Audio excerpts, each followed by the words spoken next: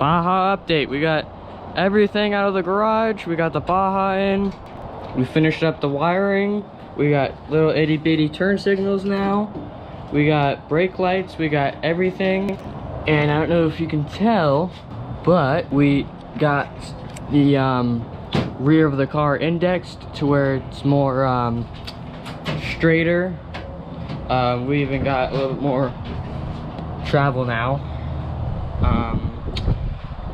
We got it to where maybe the ignition will turn. There it goes. Turn signal switch. I have to disconnect that. Oh. Well, it's supposed to blink on the dash, or someone had to disconnect it, but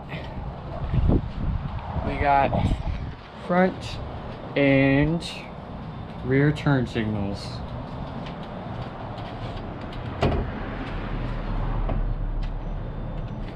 So stay tuned for the rest of the videos, and we'll see what else we end up doing to it.